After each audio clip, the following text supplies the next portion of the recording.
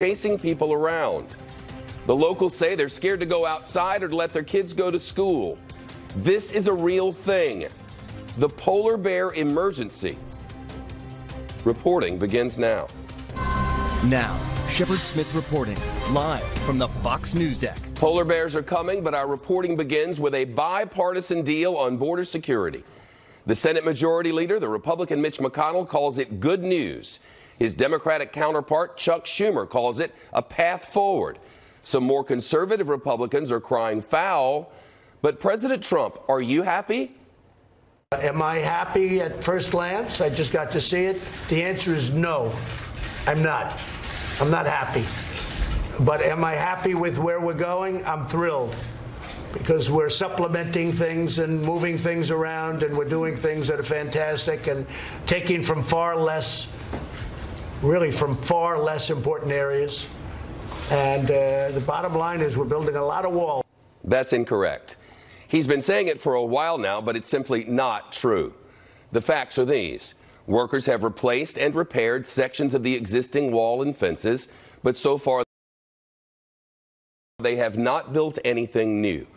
Construction is set to begin on a 14-mile extension in the Rio Grande Valley later this month. And this just announced deal in Congress could create 55 miles of new fencing and barrier. No wall. That's if it passes in Congress and if the president signs it. And even then, it's 10 miles less than what lawmakers offered the White House last year, long before the government shutdown.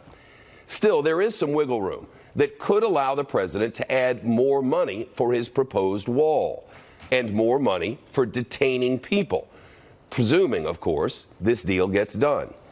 At his rally last night, the president said the wall in El Paso, where he was having the rally, turned a violent city safe. County officials passed a resolution condemning the president of the United States for that inaccurate assertion. You see, in 2006, when Congress authorized the El Paso section of steel fence, violent crime levels were at historic lows. They remain at low levels, as the Republican El Paso mayor explained yesterday. But I don't care whether a mayor is a Republican or a Democrat. They're full of crap when they say it hasn't made a big difference. To that assertion, the Conference of Mayors issued a statement saying, in part, this is simply untrue. Mike Emanuel will have more on the border and all of that in a moment. First to John Roberts reporting live from the White House. And Shep, good afternoon to you. It looks at the moment, and it's 3 o'clock in the afternoon on Tuesday, as though Congress is moving toward a deal that could avoid another government shutdown and provide money for border security, including some money for some kind of border barrier for President Trump. Let's take a quick look at where they are with this. It calls for $1.375 billion for 55 miles of border barrier. This would be built in the Rio Grande Valley. The design, according to the legislation, will be limited to the currently approved so-called bollard wall. It would also reduce ICE detention beds from 49,057 to 40,520 and improve customs and border protection detention facilities. Now, President Trump said that already he has been doing a lot of other things, and you called him there saying that no new lineage of wall has been created, though they have been upgrading some old fencing with some higher, less penetrable wall, if you will. But the president's still not happy with what he's hearing from Congress. Listen here. I have to study it. I'm not happy about it. It's not doing the trick. But I'm adding things to it, and when you add whatever I have to add, it's all going to happen where we're going to build a beautiful, big, strong wall that's not going to let criminals and traffickers and drug dealers and drugs into our country. It's very simple. But again, at the moment, the only thing the president would be able to build with this appropriation is more of that currently accepted design of bollard wall. Now, all of this is heading toward another government shutdown if they can't get the funding passed by midnight on Friday. Senator Chuck Schumer of New York has urged the president to sign it, even though Schumer wasn't fully briefed on what was in the bill. But President Trump suggests that he's not going to allow the government to shut down. Listen here. I don't think you're going to see a shutdown. I wouldn't want to go to it now. If you did have it, it's a Democrat's fault. And I accepted the first one, and I'm proud of what we've accomplished, because people learned during that shutdown all about the problems coming in from the southern border. I've always accepted it. But this one, I would never accept if it happens, but I don't think it's going to happen. But this would be totally on the Democrats. Now, again, the money for a border barrier in this appropriation is $1.375 billion. The president is looking at moving some money around so that he can plus that up. He's got something called transfer authority. He can also reprogram money inside certain departments. But according to the rules, now the president may be able to bend these rules, you can only plus up the appropriation for a specific item by 10%. So that would mean, unless the president does something different, that he could only get another $137 million to build the wall, which is still well short of $5.7 billion that he wanted. The Senate Majority Leader Mitch McConnell said that he would have no problem with the president using transfer authority. However, Chuck Schumer has a problem with it, says he believes that Congress would not allow the president to do that. Under the authority, the president has to notify Congress ahead of time, and I guess it is possible they could try to block him from doing that, Shep. John, the matter of the scuffle and the BBC employee getting injured last night at the rally. What do you have on that? There's still a lot of question as to exactly how this was precipitated and exactly what happened. But Ron Skanes, who was a photographer with the BBC, you see his camera moving around, he apparently was pushed rather hard by somebody who was wearing a Make America Great Again hat. It prompted the BBC to release a statement saying, quote, BBC cameraman Ron Skanes was violently pushed and shoved by a member of the crowd while covering a President Trump rally in Texas last night. The man was removed by security and Ron is fine. The president could see the incident and checked with us that all was okay. And the president did stop there for a moment to check that out. It is clearly unacceptable for any of our staff to be attacked for doing their job. BBC's North American editor wrote to the press secretary, Sarah Huckabee Sanders, asking for the White House and the Trump campaign to review the security measures in place to protect the media. According to the BBC, there was nobody who was monitoring traffic in and out of what's known as the media pen. And according to one of our Fox News producers, who was the pool producer, this person actually got up on the riser, which is where he shoved this cameraman. The White House Correspondents Association also weighing in on this. In a statement, Olivia Knox, the Walker president, saying the White House Correspondents Association condemns the physical attack on our colleague at the president's rally in El Paso, Texas. We are relieved that this time no one was seriously hurt. The president of the United States should make absolutely clear to his supporters that violence against reporters is unacceptable. Of course, at all of these rallies, the president tears a strip off the media and really winds up the crowd. And a lot of people believed it was only a matter of time before somebody was influenced to act on what the president was saying against the media, and it looks like that may have been what happened last night. Shep? Yeah, I read your tweet on that. Enemies of the people. Words matter. Thank you, We John. report. That's all we do. Yeah, that's what we do. John, thanks. More now on the deal to avoid a shutdown. Let's get to Capitol Hill. Mike Emanuel lives there. This is his grand fancy eating room. And this is where he and the kids hang out all evening. How is everyone, Mike? Shep, they're all well. Thank you very much. Senate Majority Leader Mitch McConnell said just moments ago that he's hoping President Trump will sign this bill and then, if he wants, to use his authority to move some money around. There is money in there for new barrier fencing, and there is no cap on interior enforcement. It's not everything the president hoped to get, but I think it's a good step in the right direction. And the top Republican negotiator in the Senate is selling this proposal to the president and his colleagues. This is a down payment on where the president wants to go and where we want to go with him. That is to secure the borders of the United States. We made some concessions, but we got some too. Many lawmakers still sound cautious, wanting to read it for themselves and wondering if the president will sign it, Shep. Hey, Mike, what are you hearing from Democrats at this point? Well, it's interesting. The Senate Democratic leader isn't really selling his colleagues. He was more directing his comments to the leader down at the other end of the street at the White House. Please, Mr. President, no one got everything they wanted in this bill, but sign it and don't cause a shutdown. The leaders of the conference committee have found an agreement in principle to keep the government open. The details are still being hammered out, but the tentative agreement represents a welcome path forward for our country and away from the dreaded government shutdown. Democrats involved in the negotiations note it's a compromise, and they're emphasizing the points they love. America knows we're facing the worst drug crisis in our history. We know that over 90% of the narcotics coming in from Mexico come through ports of entry. We said from the beginning, bring the technology, the scanners, the x-ray machines that will stop or at least slow down the flow of these narcotics, and we have included it in this compromise agreement.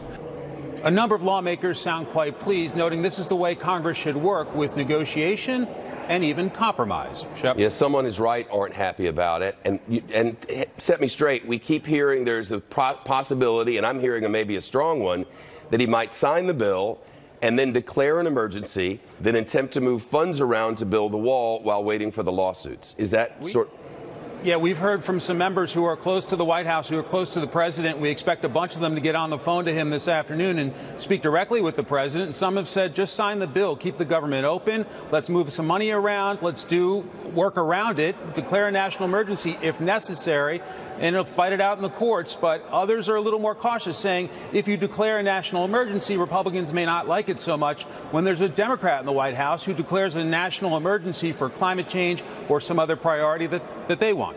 Right. Climate change, which is a national emergency, for that matter. All right, Mike, thanks. Thank you, sir. Now to the controversies in Virginia. One of the two women accusing the state's lieutenant governor of sexual assault is set to make her first public appearance since coming forward. Here she is. She's released her name. She's released her everything. She wants her name out there. Vanessa Tyson scheduled to take part in a panel discussion on the Me Too movement tonight. Meantime, a spokesman for the Lieutenant Governor Fairfax's second accuser, a woman named Meredith Watson, who similarly has put her name out, sent Fox News what appear to be Facebook messages in which Watson says Fairfax raped her. The messages from 2017, while Justin Fairfax was running for lieutenant governor. One of them reads as follows: I see you've been promoting Justin Fairfax on Facebook despite knowing he raped me, which is mind-blowing to me. Are you seriously voting for him today? Hashtag Me Too. Fox News reached out to the Lieutenant Governor Justin Fairfax's office and him for a response, but we have not yet heard back. He previously denied the sexual assault claims. Lieutenant Governor Fairfax is one of three top Democrats in Virginia who has faced calls to resign. The other two, the Virginia Governor Ralph Northam and the state's Attorney General Mark Herring, they both admitted that indeed they did wear blackface decades ago. Garrett Tenney reporting live again today in Richmond. Well, Shep, both of Fairfax's accusers say they want to have a chance to share their stories and testify in public, and it appeared they were going to have a chance to do that at an impeachment hearing until yesterday, when state lawmakers decided not to take that route for now. Well, her attorneys, the attorneys for Meredith Watson, the second accuser, criticized that delay, and shortly after released these pictures of these messages which support their claim that Ms. Watson's allegations didn't simply come out of the blue. In one of those messages from 2017, Ms. Watson shared an article about Justin Fairfax's campaign and sent it to a friend, and she wrote, "This is absolutely disgusting. This dude raped me." Her friend then asked if Watson reported it, to which she replies, "You know I didn't report it after how the university responded when I reported Corey Maggette." And after a redacted portion, she continues writing, "But he told me he did it on purpose because of what Corey did and because he knew I'd be too scared to do anything about it. Of course I wanted to say something. He shouldn't be running for office. I just don't know what I can do." Now, those messages also reveal that it was Duke basketball star Corey Maggette who Watson claims raped her prior to Fairfax. Her attorney previously claimed that Fairfax knew about the first rape and told her he decided to rape her as well because he knew she would be too scared to report it. Now, through a spokesperson, Maggette completely denied the allegations to the New York Times.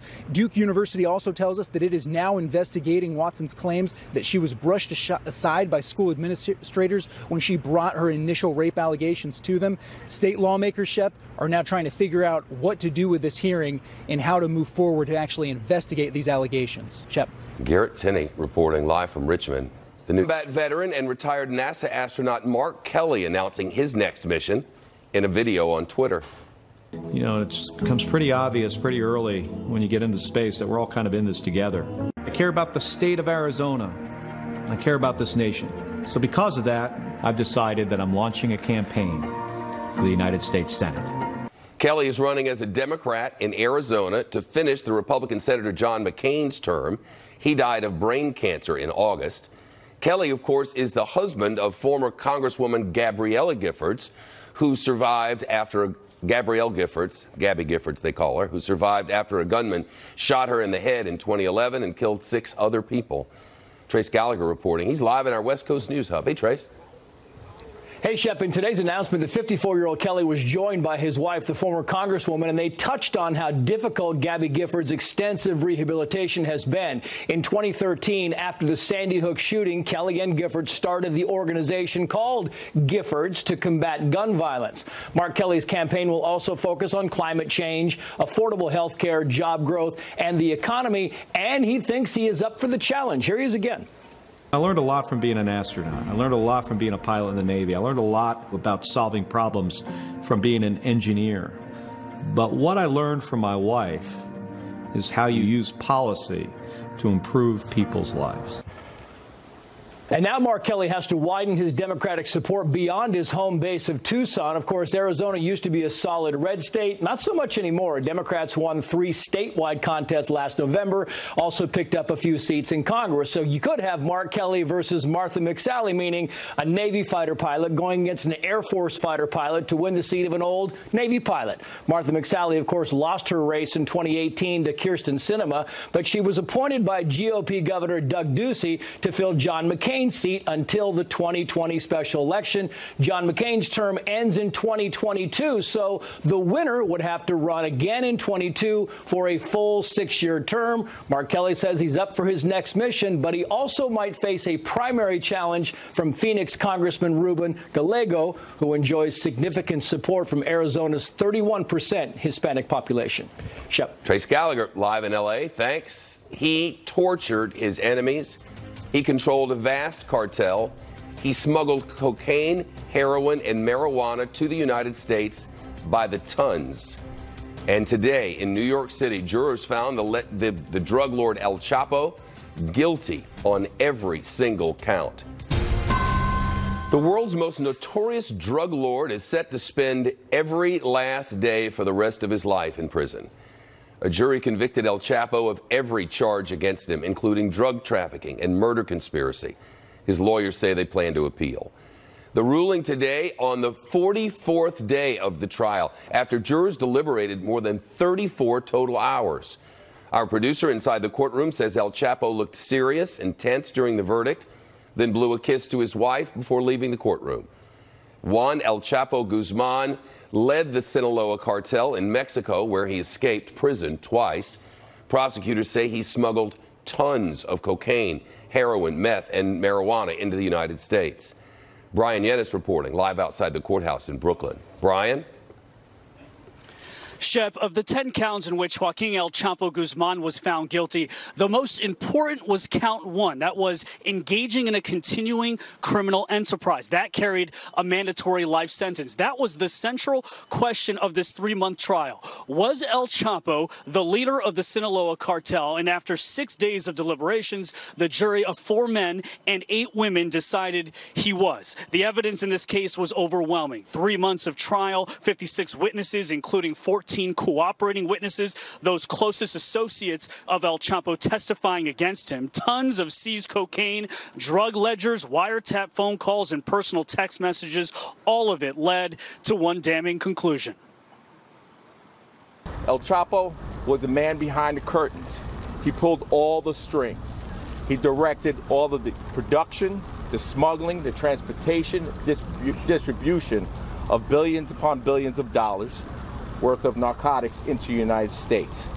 El Chapo was the leader of the Sinaloa cartel.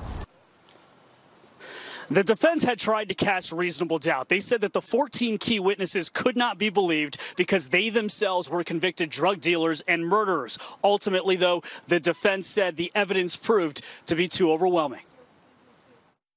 We fought like complete savages and left it all on the battlefield for Joaquin Guzman. I mean, this is America, and no matter who the defendant is, you still have to fight to the death. El Chapo will be sentenced on June 25th. The defense says that they will appeal, and given his propensity for his history of escaping from 2 Mexican prisons, it is very likely that he will be spending the rest of his life at Supermax in Colorado, America's most secure prison. Shep. Thanks very much, Brian Yennis on scene. Some context now. El Chapo's going away, but the drug cartel problem is going nowhere, at least not yet. The Sinaloa cartel that El Chapo ran is still going strong, still importing cocaine, meth, weed, and heroin. The man said to be running it now, El Chapo's longtime partner, a former poppy field worker named Ismael Garcia, his nickname, El Mayo. Some video showing how not to drive in the snow. You can see a car, and there it went, very quickly, nearly hitting a firefighter before clipping a sheriff's deputy. Here it is again. Yeah, that was a close call. Officials say he had minor injuries. This is in Dallas County, Iowa, just west of Des Moines. Happened a couple of weeks ago, but we're just getting a look at it now. Officials say that they shared this video to remind people, slow down when you see first responders on the road, especially in the bad weather. A winter storm bringing snow to Hawaii. Check out this video out of Maui. Officials say it could be the lowest elevation for snow ever recorded in that state. In parts of the Midwest and the Northeast, snow, ice, heavy winds have forced airport officials to cancel more than 2,000 flights so far. Meteorologist Adam Klotz live from the Fox Extreme Weather Center. Hey, Adam. Hey there, Shep. Yeah, this is a large system, and it's including the snow, the ice, and in some cases, even really heavy rain stretching as far from Pittsburgh, running down into areas of Nashville have seen some flooding. So it's a large system that's bringing absolutely everything. The green here, these are highlighted flood warning areas, again, from the Pittsburgh area running down into eastern Tennessee. As this runs into colder air, it is becoming a winter system. We've seen the snow and ice, especially the ice around New York City. These are winter storm watches and warnings running from the mid-Atlantic, stretching all the way up to New England. That will continue throughout overnight. Some areas across the country now that are seeing some of this, still far enough south from D.C. to Philadelphia, just light rain. But as you get up into New York, that's where you're seeing the light snow or at times ice, and then all snow as you move a little bit farther up towards the Boston area. And where the lines currently sit, this is pretty much what we're going to see. It's going to continue throughout the evening hours, but if you're currently seeing ice, that's what's going to stay. Southern New York, an area running up to Connecticut, everything in the pink there, that's going to be the icing. I do think that's going to be the most severe of this. By the time you get up to Boston, that turns into all snow. Really the heavy snow, that's getting up into the northern portions of the New England. So you're getting spots getting up to 6 inches to a foot of total snowfall. That is not going to be making it to the coast. If you're dealing with this, you're going to have to deal with it through the evening commute. It does clear off through the overnight hours. Shep, I think by tomorrow we've cleared off any snow that's on the ground. It's going to be too warm, so that will melt away. But we've got another several hours that we'll be paying attention to this one. All in all, in this part of the world, not a bad winter at all so far. Not bad at all. I know everyone hasn't had it that way, but here it's been pretty good. Thank you. Thank you. We have much more ahead on this busy news day. Coming up, the top commander of U.S. forces in Korea says officials in Pyongyang have made little to no verifiable change to the military capabilities. Plus, a nurse accused of killing her husband so she could marry a murderer. We'll tell you why a McDonald's sandwich could have helped them solve the case. But first, cops in Houston say a man was looking for a place to smoke some weed when he came across a tiger in a garage. So he called it in. Turns out it was not because he was high. Well, he might have been, but he really did see a tiger. This particular tiger inside an abandoned house where all tigers belong, along with a bunch of meat that cops say the guy thought might have been hallucinating. Apparently, they thought so too. Arrested the ex-boyfriend of a woman who turned up dead in a suitcase in the wealthy Connecticut town of Greenwich. The mother of 24-year-old Valerie Reyes told a local television station that her daughter had broken up with the boyfriend days before she disappeared and was afraid somebody would kill her. Police have not confirmed it's the same guy they arrested. They say they looked at hundreds of hours of video surveillance before bringing the suspect in. They also say he used the victim's ATM card. He's facing federal charges. A prison nurse in Missouri is accused of killing her own husband with antifreeze and setting the family home on fire so that she can marry a convicted killer. This is a real thing. Investigators say she told them a different story, but they say a McDonald's sandwich may help prove her wrong. Laura Ingle reporting live here. Laura? Hey, Shep. Well, Amy Murray worked part-time as a nurse at the jail where her alleged love interest spent his days and nights behind bars and was apparently looking for a new life without her husband in it. Now, the 40-year-old, who is also a mother to an 11-year-old boy, was arrested last Thursday, 2 months after her husband Joshua was found dead in their home, which investigators later determined was set on fire from the inside. Police believe that Murray poisoned her husband and say he died before the house was torched. Investigators say she called 911 to report her house was in flames after returning from McDonald's with her son, claiming she couldn't get inside because the house was filled with smoke. The house seen here maybe in better days. This all happened in Iberia, Missouri, about 2 hours southwest of St. Louis. When police arrived at the couple's home, they say they found a McDonald's sandwich on the kitchen counter, which didn't match up with her story.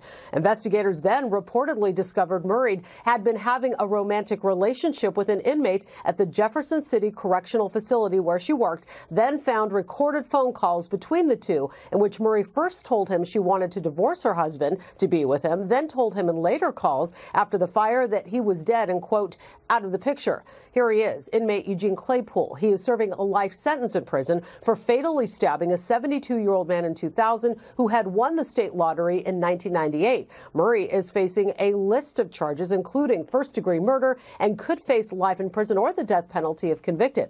Murray was released on $750,000 bond today. She'll make her first court appearance tomorrow. Shep. Laura Ingle reporting live from New York. Laura, thank you. The funeral service for the longest-serving member of Congress in American history taking place in his home state of Michigan today.